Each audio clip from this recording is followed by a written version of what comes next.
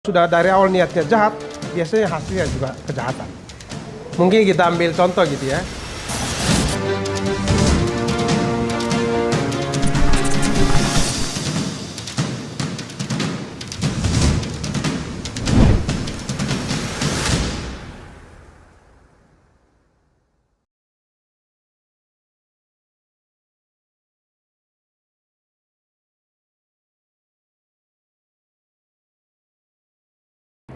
Apapun kebijakan itu selalu butuh waktu untuk pembelajaran. Itu kata Presiden Jokowi. Tapi kalau kata rakyat, apapun kebijakan itu, yang penting urusan dapur sama urusan perut harus jelas. Oke, jadi tindakan harus lebih cepat daripada kata-kata. Biar kebijakan itu implementasinya bisa jelas. Oke, baik. Assalamualaikum warahmatullahi wabarakatuh. Salam damai sejahtera bagi kita semua. Om Swastiastu, Namo Buddhaya. Salam kebajikan. Kembali lagi kita berjumpa di program Pro Otonomi. Telah bersama dengan saya yang kita hormati dan kita banggakan, yaitu Abang Egenius Kausuni. Beliau ini adalah akademisi sekaligus auditor BRIN. Kita langsung saja menyapa beliau. Halo Kakak Egi. Selamat sore Kakak sore. Egi. Ini adalah salah satu program dari JCC Network, yaitu Pro Otonomi, yang membahas isu terkait seputar isu-isu daerah yang masih ada kaitan dengan otonomi. Nah, hari ini kita fokus pada isu yaitu pasang surut pelayanan publik berbasis digital. Saya ingin bertanya ke Kakak Egi, sebenarnya kalau pengamatan Kakak Egi sebagai pakar teknologi lah, ibarat mau kita bilang begitu, kemudian yang berkecimpung di dunia teknologi sekaligus akademisi, sejauh ini sebenarnya pandangan Kakak Egi, bagaimana pengamatan masyarakat Indonesia pada umumnya terkait teknologi itu sendiri, sejauh apa? Oke, terima kasih. Pertama-tama saya ingin menyampaikan terima kasih atas kesempatan ikut bergabung di program Pro Otonomi, dan ini menjadi kehormatan bagi kami untuk tampil di sini. Soal bagaimana masyarakat menggunakan teknologi, implementasinya sejauh ini, saya melihat terjadi pertumbuhan yang signifikan. Apalagi pada saat pandemi COVID-19, selama 2 tahun, masyarakat kita itu sebagai pengguna internet itu mengalami peningkatan yang cukup tinggi. Penduduk Indonesia saat ini kira-kira 270 juta, dan hari ini pengguna internet aktif itu ada 210 juta orang. Artinya 76% lebih penduduk Indonesia sudah adalah pengguna internet. Itu artinya adalah terjadi peningkatan yang signifikan untuk masyarakat menggunakan teknologi. Dan kita tahu hari-hari ini masyarakat sudah terbiasa menggunakan teknologi, dan itu adalah modal, menurut saya adalah modal untuk menggenjot pembangunan baik di pemerintah pusat maupun pemerintah daerah. Dan saya kira para pengambil kebijakan harus memanfaatkan kesempatan ini. Teknologi sudah kita miliki, masyarakat sudah semakin banyak memiliki kemampuan menggunakan teknologi. Nah, itu perlu didukung dengan kebijakan-kebijakan. Kebijakan seperti apa? Kebijakan yang bisa mengimplementasikan teknologi agar pembangunan itu bergerak dengan lebih cepat. Karena kita tahu teknologi itu bisa menjadi alat untuk mempercepat pembangunan. Kalau kita mulai melakukan berbagai upaya untuk membangun masyarakat secara manual selama ini, kita akan mengalami banyak hambatan-hambatan, termasuk kita mengalami banyak pelambatan. Tapi dengan adanya teknologi yang kita lihat sekarang datanya makin meningkat, pengguna internet, pengguna perangkat teknologi semakin meningkat, itu artinya ada potensi besar untuk mendorong percepatan pembangunan. Nah, itu ya saya kira, saya merasa optimis kalau misalnya masyarakat kita, potensi yang sudah dimiliki masyarakat ini dimanfaatkan atau dimaksimalkan oleh pemerintah, terutama pengambil kebijakan, saya yakin ke depan akan semakin baik. Perkembangan perkembangan digital itu seperti apa sih? Mungkin khusus di pelayanan publik gitu, kalau sejauh ini.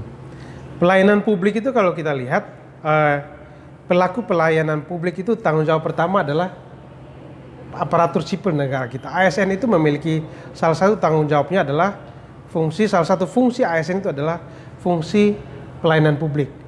Nah, itu artinya apa? Ketika kita ingin mengubah konsep pelayanan publik menjadi pelayanan berbasis digital, kita harus mulai dulu dengan aparatur sipil kita. ASN itu harus memiliki kemampuan berbasis teknologi, sehingga mereka bisa merumuskan kebijakan-kebijakan, terutama mengimplementasikan teknologi itu sendiri. Di Jakarta kita sudah terbiasa berurusan dengan layanan publik berbasis teknologi. Misalnya ya, saya pernah akan memindahkan data BPJS saya dari satu daerah, dari DKI Jakarta dipindahkan ke wilayah Provinsi Banten. Itu bisa dilakukan secara online dengan sangat mudah. Kita tinggal menginputkan data-data ke sistem basis data yang sudah dibuat, atau kita menggunakan layanan yang sangat mudah, yaitu menggunakan WhatsApp. Setelah mengirim WhatsApp ke nomor tertentu, aplikasi akan secara otomatis merespon dan meminta data-data agar kita lengkapi dan diinputkan. Nah, itu model-model layanan yang sudah mulai makin ramah teknologi dan sudah mulai melibatkan teknologi. Hal yang lain adalah proses untuk Nah, kita di Jakarta ini sudah terbiasa menggunakan layanan transportasi publik. Itu semuanya sudah berbasis teknologi. Nah, ini hal-hal seperti ini bisa diimplementasikan atau diduplikasi untuk layanan publik yang lain. Contoh yang lain, di perbankan dulu, untuk urusan mentransfer uang ke seseorang, alurnya sangat panjang dan bisa makan waktu 1 hari. Kita harus datang dulu ke bank. Yang kedua adalah kita harus mengantri di bank. Yang ketiga, mengisi formulir. Kemudian menunggu dipanggil. Setelah dipanggil, kita input data lagi, harus tanda tangan, komunikasi dengan teller dulu, barulah proses transfer di approve. Nah, tapi saat ini kemudian oleh inovasi teknologi itu bisa diperpendek. Yang tadinya waktunya bisa menghabiskan waktu 1 hari, ada inovasi baru namanya ATM, Automatic Teller Machine.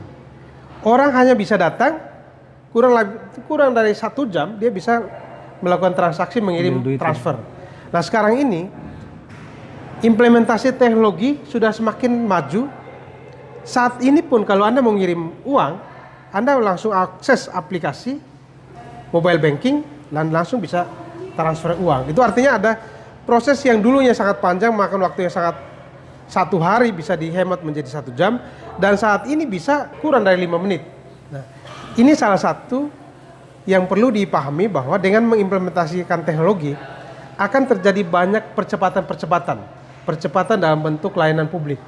Nah, ASN kita harus memiliki pemahaman yang sama bahwa mengimplementasikan teknologi itu akan membuat banyak hal bergerak dan menjadi lebih cepat. Bagaimana kalau pengamatan Abang Egi soal ASN, kemampuan ASN untuk melihat persoalan yang tadi disampaikan itu seperti apa, khususnya untuk teknologi? Mereka udah melek sampai ke taraf seperti apa? Oke, jadi saya lihat juga saat ini dari sisi kemampuan penerapan teknologi di tingkat ASN itu juga beragam. Artinya tidak semua sama orang sudah memiliki kemampuan implementasi teknologi yang baik. Dulu saya mengalami sekitar 2 tahun yang lalu, sebelum pandemi, ketika menteri pendidikannya adalah menteri baru, Nadiem Makarim. Pada awal dia menjabat sebagai menteri pendidikan, beliau menggagas implementasi teknologi di bidang pendidikan. Guru-guru pengajar itu didorong untuk mengaplikasikan, menggunakan teknologi untuk kegiatan pendidikan, dan itu ditolak oleh banyak orang. Ternyata setelah kita lakukan penelusuran, kemampuan teknologi itu sebetulnya bermasalah di ASN di kisaran usia 45 sampai 60 tahun. Nah, mereka yang dalam tanda kutip masih ada kesulitan untuk menggunakan teknologi. Kalau mau dibilang gaptek, nah mereka lah yang melakukan penolakan. Sementara usia 45 ke bawah, usia 30 tahun ke bawah, itu justru kemampuan penggunaan teknologi itu jauh lebih cepat untuk mengadaptasi. Nah, itu kemudian setelah mendapat persoalan seperti itu, langkah yang paling perlu dilakukan adalah melakukan kegiatan pelatihan-pelatihan atau edukasi-edukasi. Workshop gitu. Workshop. Jadi teknologinya sudah ada, ini sudah diimplementasikan. Langkah berikutnya adalah pelatihan-pelatihan, workshop penggunaan teknologi. Dan sasaran pertama ya memang ASN. Setelah ASN punya kemampuan menggunakan teknologi, berikutnya adalah mengedukasi masyarakat supaya bisa menggunakan teknologinya sesuai dengan maksud implementasi itu sendiri. Nah, itu menjadi pekerjaan yang bisa juga dikerjakan dengan lebih serius oleh pemerintah. Soal pelayanan digital terhadap masyarakat, yang ada nggak sih yang nggak ramah terhadap masyarakat, khususnya pelayanan berbasis digital itu di daerah khususnya? Kalau sejauh ini? Kalau saya lihat di daerah itu juga terjadi beragam karena soal infrastruktur di Indonesia kita punya permasalahan pemerataan ya.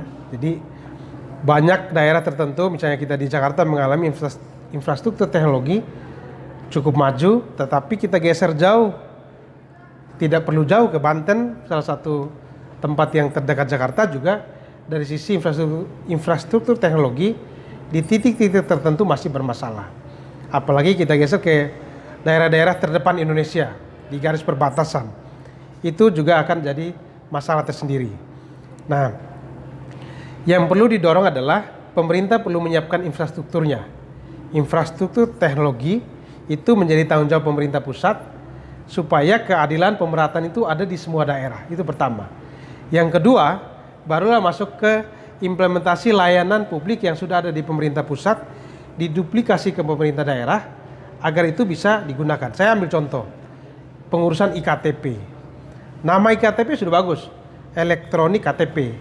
Tapi pada saat pengurusannya itu masih sangat manual dan prosesnya bertele-tele, memakan waktu yang sangat lama, birokrasi panjang, dan itu artinya teknologinya sudah ada, penerapannya justru tidak sejalan. Penerapannya tidak sejalan dengan teknologi itu sendiri. Nah, ini yang perlu menjadi evaluasi.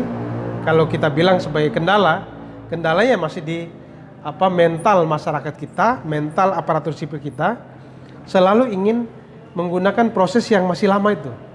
Padahal harusnya urusan IKTP itu kalau bisa sehari itu udah kelar. Dan di wilayah tertentu urusan KTP itu bisa makan waktu seminggu bahkan berbulan-bulan.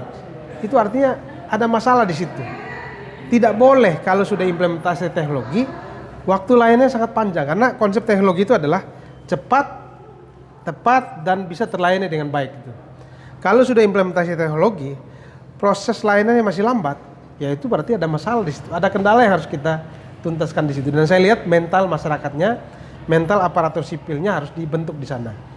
Sehingga setelah implementasi teknologi, percepatan itu terjadi.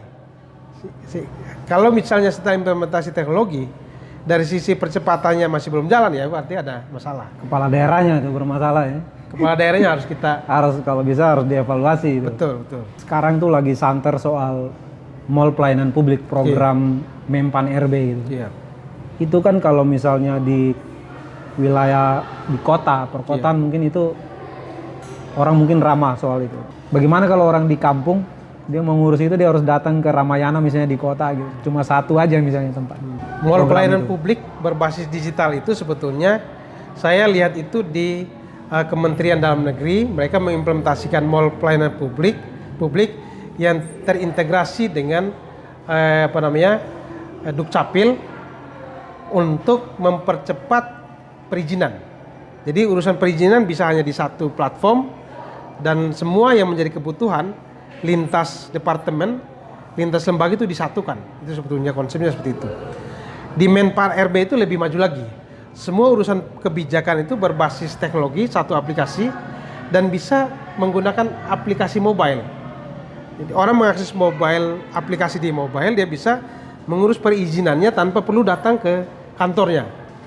Itu sebetulnya langkah yang maju sebetulnya, karena berusaha mengintegrasikan lembaga yang saling terpisah, urusan terpisah ke dalam satu platform yang sama.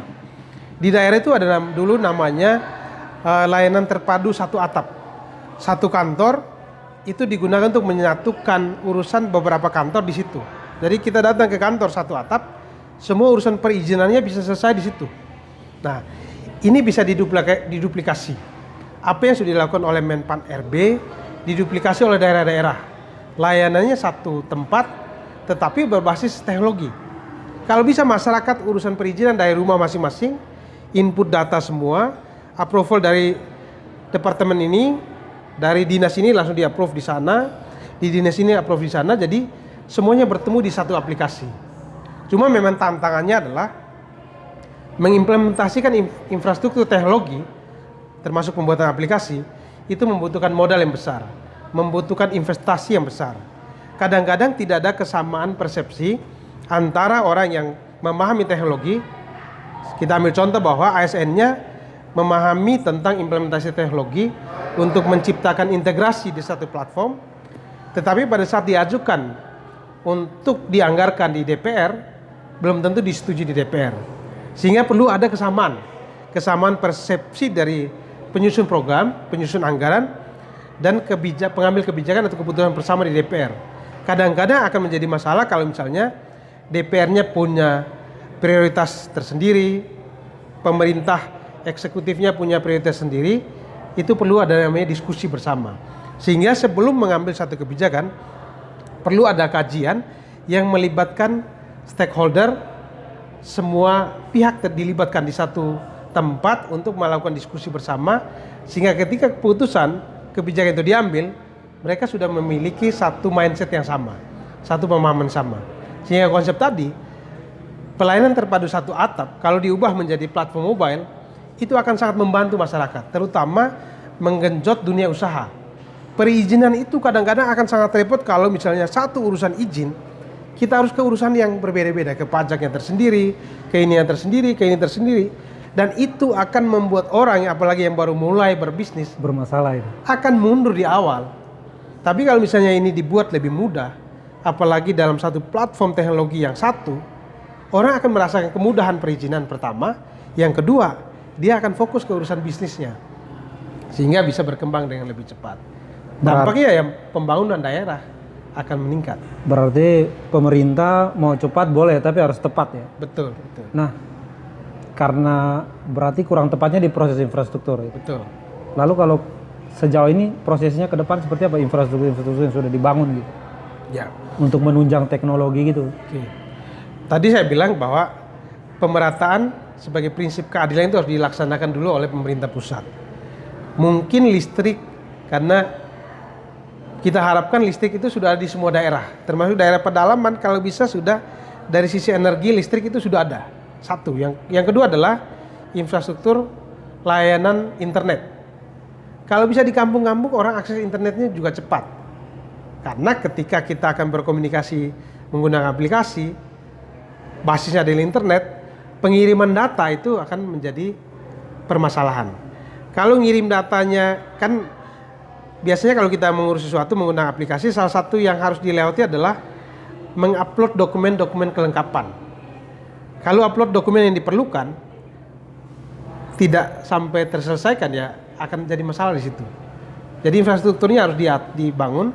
Kalau ternyata misalnya sinyalnya bermasalah, internetnya bermasalah, ya Kementerian Kominfo bertanggung jawab di sana. BTS harus dibangun di banyak titik, sehingga orang dimanapun layanan internetnya sama. Saya ambil contoh, di perbatasan Indonesia Timor Leste, masyarakat perbatasan, masyarakat NTT di perbatasan, kalau menggunakan handphone, kadang-kadang lebih kuat sinyal Telkom TL, Telkom Timor Leste. Itu artinya BTS kita kalah kuat dengan Telkomsel Timor Leste. Kalau Anda mengakses platform untuk mengirim data dan datanya adalah internet Timor Leste, Anda akan kena roaming. Dan tadinya pulsa Anda mungkin aman-aman 100.000, karena Anda roaming, nggak pakai lama 100.000-nya habis. Lenyap. Dan itu yang menjadi masalah. Ini saya mengalami di kampung itu, Excel kalau kita hidupkan belum tentu Excel-nya Timor Leste, Indonesia. Dia akan pada saat kita hidupkan handphone, dia akan mengucapkan selamat datang di negara Timor Leste. Wah, sudah di Timor Leste kita. Padahal kita masih di luar Indonesia, di wilayah Indonesia. Nah, itu artinya ada masalah di situ yang perlu dituntaskan. Ini studi kasus karena saya mengalami langsung. Bagaimana dengan tempat lain? Tentu punya case tersendiri, dan yang tadi dibilang bahwa perlu ada kajian di lapangan. Kalau bisa pejabat-pejabat pemerintah itu rajin turun daerah, jangan fokus ke seremoni penerimaannya, tapi melakukan pengecekan-pengecekan yang konkret. Sehingga itu kemudian menjadi basis untuk melakukan perumusan-perumusan kebijakan. Dan kalau ternyata masalahnya adalah infrastruktur teknologi, keputusannya tepat diambil. Dibangun infrastruktur teknologinya, sehingga implementasi teknologinya bisa jalan. Kepala daerah itu ada nggak sih yang nggak ramah soal digitalisasi gitu? Tadi saya sempat bilang bahwa pada waktu implementasi teknologi bidang pendidikan terjadi banyak penolakan. Itu ternyata setelah dicek adalah mereka yang berusia 46 sampai 60 tahun. Saya belum punya data ya, tapi bisa jadi kepala daerah yang tua-tua itu, yang gaptek itu kadang-kadang akan menolak urusan implementasi teknologi. Apalagi dia merasa ini akan meribatkan dirinya sendiri, dia mulai menolak. Padahal sebetulnya dari sisi masyarakat belum tentu sama dengan dirinya. Sehingga ya ini mungkin agak provokatif gitu ya. Tapi akan baik bila kepala daerah itu adalah orang-orang muda yang memiliki visi ke depan yang kuat, kemudian memiliki kemampuan melek teknologi yang baik, sehingga mereka bisa melakukan inovasi-inovasi mengikuti tren perkembangan saat ini. Kira-kira begitu. Tantangan terbesar digitalisasi ke depan ini seperti apa? Ya, kalau saya lihat memang satu yang menjadi ciri khas teknologi adalah perubahan. Teknologi hari ini seperti ini, setiap 3 bulan akan berubah baru. Hari ini seperti ini, besok berubah lagi itu. Nah, itu artinya apa? Kita harus segera masuk ke sana, mengupgrade pengetahuan kita di bidang teknologi, agar ketika terjadi perubahan, kita ikut dalam perubahan. Kalau misalnya urusan perubahan teknologi begitu cepat, kita geraknya sangat lambat, ya itu adalah masalah nanti. Yang pasti itu menghambat pembangunan. Tantangannya adalah pertama, benahi dulu kemampuan masyarakatnya. Pertama tadi infrastruktur, dibenahi dulu. Yang kedua adalah melakukan edukasi, workshop kemampuan aparatur sipil daerah. Lalu yang berikutnya adalah mulai mengkaji apa yang menjadi kebutuhan daerah, kebutuhan teknologi di bidang apa yang bisa diimplementasikan, mulai di situ. Sehingga ini bisa kita wujudkan. Nah, tantangan berikutnya adalah mungkin setiap daerah punya kemampuan keuangan yang berbeda-beda. Daerah yang memiliki pendapatan penerimaan daerahnya cukup besar, tentu akan sangat mudah untuk mengimplementasikan teknologi. Daerah-daerah lain yang mungkin memang akan bergerak dengan sangat lambat, maka perlu intervensi pemerintah pusat. Mau nggak mau otonomi sudah jalan, tapi di bagian tertentu yang dari sisi kemampuan daerahnya terbatas, ya masih perlu intervensi pemerintah daerah. Taruhlah ada kemampuan daerah tertentu yang memiliki pendapatan daerah cukup tinggi. Pekanbaru Riau misalnya, dengan migasnya cukup bagus, PAD-nya tinggi. Nah, dia kalau bisa menyumbang untuk daerah-daerah lain. Apakah dia ikut dalam investasi bersama di daerah lain sehingga mengejut pembangunan. Daerah-daerah yang pariwisatanya cukup tinggi, pariwisatanya bagus, nah itu perlu ditolong oleh daerah yang sudah maju. Sehingga menginovasi teknologi di daerah pariwisata, harapannya tadi dia akan meningkat di pendapatan daerahnya, sehingga yang namanya keadilan sosial bagi seluruh rakyat Indonesia benar-benar terjadi di negeri yang namanya Indonesia. Kira-kira gitu. Ya. Tapi kalau kita mendengar pemaparan Abang dari awal sampai akhir, nah kalau misalnya kita kasih nilai buat pelayanan digitalisasi di Republik ini, 1 sampai 5 itu pelayanan itu kita kasih nilai berapa? Keseluruhan menurut saya nilai 3 gitu ya. 3? Masih jauh. Masih perlu didorong lagi menuju 4 dan 5. Kalau misalnya sudah 5 ya saya pikir kita akan menjadi sangat maju. Kalau 3 itu kan gawat benar itu kalau nilai 3. Berarti belum siap gitu. Secara teknologi kita sudah ada, tapi bagaimana niat pemerintah, niat pengambil kebijakan untuk mewujudkannya itu ya masih belum maksimal. Proses berbasis teknologi ini kira-kira perlu nggak melibatkan pihak lain gitu? Kan kalau ASN kan mungkin terganjal lain 1-2 hal gitu. Atau harus ada pihak lain untuk terlibat di situ sehingga mereka bisa balance bersama ASN untuk melakukan pekerjaan itu. Karena kan fungsi daripada teknologi itu adalah mempersingkat atau mempermudah masyarakat. Betul. Butuh nggak itu seperti itu? Memang sudah saatnya pemimpin itu menerapkan namanya kolaborasi, sinergi dengan banyak pihak agar bisa bergerak bersama.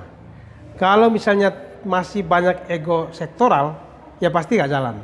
Pemerintah meskipun dia merasa adalah penguasa, mau nggak mau harus melibatkan mereka yang memiliki kemampuan. Swasta perlu diajak, masyarakat sipil perlu diajak. Sehingga ini memiliki kesamaan, memiliki kemampuan yang sama, dan bisa bergerak bersama. Mau nggak mau daerah-daerah ya juga masih harus bisa melibatkan vendor-vendor yang memiliki kemampuan. Kita nggak bisa merasa bahwa kita sendiri yang bisa mengelolanya, masih harus belajar dari yang lain.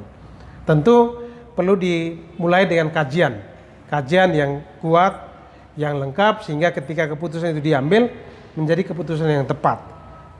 Intinya adalah sinergi dan kolaborasi itu sudah menjadi keharusan, sehingga pembangunan yang dicita-citakan bisa lebih cepat dicapai.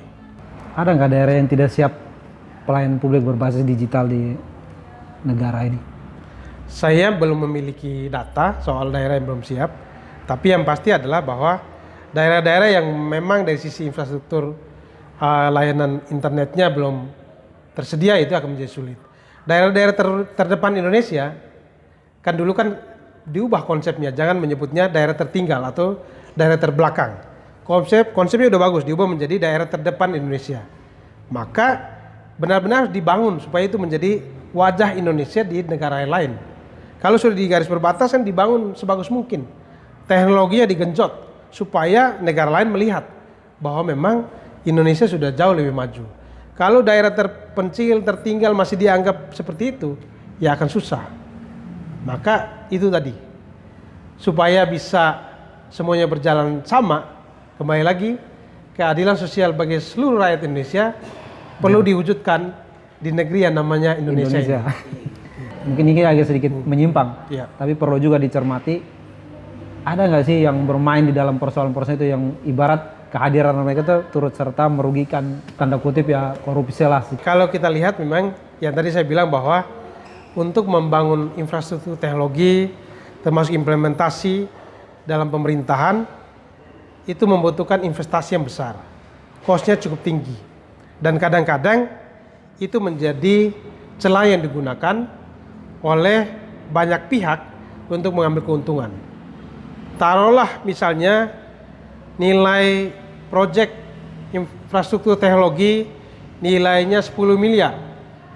Nah, karena masih banyak orang yang belum memiliki pengetahuan tentang infrastruktur teknologi itu sendiri, bagaimana mengimplementasikannya, nilai ini bisa dimainkan. Dimainkan misalnya diubah menjadi 20 miliar. Kemudian 10 miliarnya dibagi-bagi. Dan belum tentu kebutuhan infrastrukturnya adalah 10 miliar itu benar-benar digunakan untuk benar-benar membangun infrastruktur teknologi yang baik. Nah, itu adalah masalah kita bersama.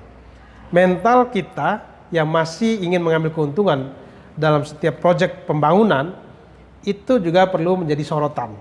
Sehingga mau nggak mau ketika kita merencanakan suatu pembangunan perlu melibatkan banyak pihak. Sejak awal kalau bisa yang namanya penegak hukum dilibatkan mulai dari pembahasan anggaran supaya dia lihat di beberapa tempat Banwas itu sudah dilibatkan di rapat awal perencanaan sehingga dia memeriksa dan memberikan masukan-masukan. Yang perlu dicatat adalah kalau bisa mereka yang berada di bagian pengawasan juga memiliki semangat untuk mengawasi. Kalau dia ikut terlibat dalam kolaborasi jahat di situ, maka yang tadi apa yang dicita-citakan untuk masyarakat justru akan menjadi masalah di perencanaan. Tapi kalau misalnya sejak awal dilibatkan pengawas, auditor, atau inspektorat terlibat dari awal perencanaan, itu sudah bagus konsepnya. Sehingga dia membuat catatan-catatan. Mana yang kira-kira akan aman, mana yang bukan penyalahgunaan anggaran. Sehingga ini semua dilakukan dengan tepat. Pada saat pemeriksaan akhir, audit terakhir pelaksanaan suatu program, itu sudah menjadi semacam formalitas bersama. Karena kita sudah tahu bersama dari awal prosesnya sangat terbuka, sehingga pada saat hasilnya ya kita tahu bahwa ini sudah dilakukan dengan benar. Yang penting semua pihak memiliki niat yang baik untuk mewujudkan pembangunan bagi masyarakat. Tapi kalau sudah dari awal niatnya jahat, biasanya hasilnya juga kejahatan. Mungkin kita ambil contoh gitu ya. Dulu IKTP itu menjadi konsep yang sangat besar untuk mewujudkan satu identifikasi, satu identitas bagi seluruh masyarakat. Pada saat ditenderkan, nilainya menjadi gila-gilaan, menjadi triliunan. Hasilnya kita lihat ya, antara lain Ketua DPR Setia Novanto masuk ke dalam rumah rehabilitasi gitu ya. Dia harus belajar beberapa tahun, harus masuk ke lembaga pendidikan kembali gitu kan. Nah itu adalah masalah yang kemudian muncul ketika mengimplementasikan teknologi. Saya mengalami setelah Setia Novanto masuk ke kasus IKTP, saya terlibat sebagai orang yang melakukan auditor implementasi teknologi IKTP. Kita kemudian melakukan audit selama 6 bulan, kemudian menghasilkan sejumlah rekomendasi-rekomendasi yang bisa digunakan oleh Kementerian Dalam Negeri untuk melakukan perencanaan anggaran dan implementasi teknologi berikutnya. Nah, yang penting diawali dengan basis kajian yang kuat, kemudian bagaimana menetapkan item-item anggarannya itu didahului dengan kajian, itu biasanya akan aman. Tapi kalau misalnya yang tadi semuanya harus dimulai dengan persekongkolan, ya akhirnya hasil akhirnya juga kejahatan.